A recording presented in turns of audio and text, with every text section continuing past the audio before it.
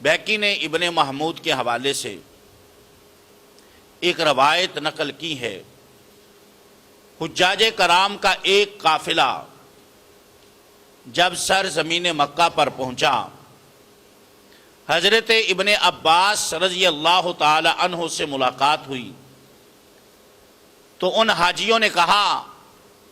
کہ راستے میں ہمارے ایک ہم سفر کا انتقال ہو گیا اور ہم نے اسے غسل دیا،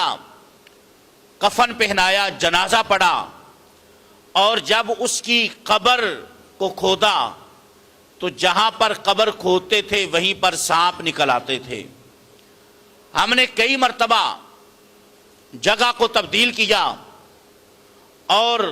نئے سرے سے اس کی قبر کو کھودا، مگر ہر جگہ پہ وہی سانپ نظر آتے۔ لوگوں نے حضرت ابن عباس رضی اللہ تعالیٰ عنہ سے پوچھا کہ اس کا معاملہ اور ماجرا کیا ہے، ہمارے لیے حکم کیا ہے، اب اس کے ساتھ کیا سلوک کیا جائے؟ آپ نے فرمایا کہ اسے قبر میں سانپوں کے ساتھ ہی دفن کر دو، تم پوری روئے زمین کے اوپر جہاں پر بھی قبر کھودو گے یہ سانپ وہیں پر نکل آئیں گے۔ لوگوں نے اسے قبر میں انہی سانپوں کے ساتھ دفن کر دیا اور ہر شخص ڈرا ہوا اور گھبرایا ہوا تھا کہ اس شخص کا معاملہ اور ماجرا کیا ہے۔ آخر اللہ تبارک و تعالی نے اس کا عذاب سب لوگوں کو کیوں دکھایا ہے، اس کی وجہ کیا ہے، اس کا جرم کیا ہے، گناہ کیا ہے، دنیا کے اندر یہ کس جرم کے اندر ملوث تھا کہ اللہ تبارک و تعالی نے اس کے عیب کو بندوں کے اوپر ظاہر کر دیا ہے۔ جب لوگوں نے اس کی زوجہ سے پوچھا کہ تیرے شوہر کا یہ معاملہ کس وجہ سے ہوا ہے، تو اس نے کہا یہ آٹے کی تجارت کرتا تھا اور لکڑیوں کا برادہ یہ آٹے میں ملا کر فروخت کرتا تھا، یہ ملاوٹ کرتا تھا، اسے روکا بھی تھا، منع بھی کیا تھا، مگر یہ باز نہ آیا۔ اللہ تبارک و تعالی نے دنیا میں اس کا جو عذاب دکھلایا ہے اور دنیا کے اندر خالق کائنات جل وعلا نے اسے جو ذلیل و رسوا کیا ہے یہ بلا وجہ نہیں ہے، یہ میرے شوہر کی ملاوٹ کی وجہ سے ہے۔ آپ اندازہ فرمائیں کہ دنیا کا مال تو اکٹھا ہو جاتا ہے، دنیا کی دولت تو ہاتھ میں آ جاتی ہے، مال و زر کے انبار اور ڈھیر تو لگ جاتے ہیں، مگر آخرت کے اندر اس کا انجام کتنا برا ہے۔ انسان اندھا دھند دنیا کے پیچھے بھاگ رہا ہے اور یہ سمجھتا ہے کہ نہ مجھے کوئی پوچھنے والا ہے، نہ اس کا کوئی حساب ہے، نہ اس کا اللہ تبارک و تعالیٰ کی بارگاہ میں کوئی مواخذہ ہوگا، نہ مجھ سے پوچھا جائے گا، میں جو چاہوں جو میری مرضی میں آئے میں کرتا چلا جاؤں۔ دنیا کے اندر رہ کر دنیا کے دل دادا ہو جانے والوں، حلال اور حرام کی تمیز کو ختم کر دے والوں، محض دنیا کا مال و زر اکٹھا کرنے کی دھن میں لگے رہنے والوں، حلال کو چھوڑ کر حرام کے اندر مبتلا ہونے والوں، یاد رکھو اللہ کی لاٹھی بڑی بے آواز ہے، جب وہ کسی کو پکڑتا ہے اس کی پکڑ بڑی سخت ہے، جب وہ کسی کو ذلیل و رسوا کرتا ہے تو دنیا کی کوئی طاقت اسے عزت نہیں دے سکتی۔ جسے خالق کائنات جل وعلا دھتکار دیتا ہے اسے دنیا میں کوئی ٹھکانہ نہیں ملتا، جسے خالق کائنات جل وعلا اپنے در سے نکال دیتا ہے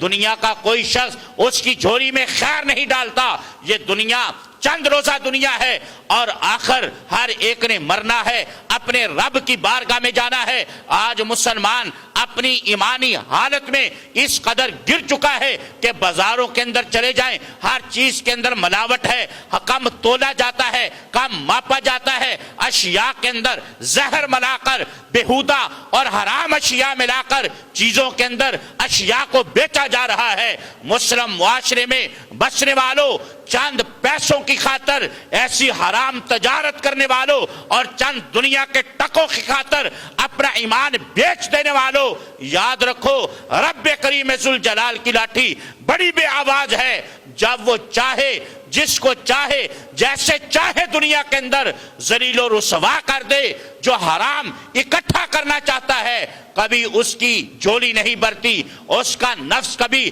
راضی نہیں ہوتا, حرام سے کبھی اس کا جی نہیں بھرتا. حرام کے لیے اگر ساری دنیا بھی اکٹھی ہو جائے تو انسان کو سکون میسر نہیں آتا. خالق کائنات نے حلال کے اندر ایسی برکت رکھی ہے, حلال کا ایک لقمہ بھی ہو تو خالق کائنات اس سے بھی جسم کے اندر اور دل کے اندر نور پیدا فرما دیتا ہے.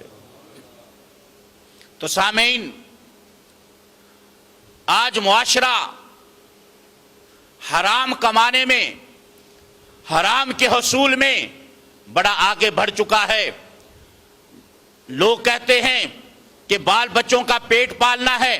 لوگ حرام کاروبار کرتے ہیں, حرام کے اندر مبتلا ہوتے ہیں, گناہ کے اندر مبتلا ہوتے ہیں, اور لوگ کہتے ہیں کہ جب تک حرام کے اندر مبتلا نہیں ہوتے اس وقت تک کوئی گاہک نہیں آتا, مال نہیں بکتا, اس وقت تک دنیا کا حصول نہیں ہوتا. یاد رکھیے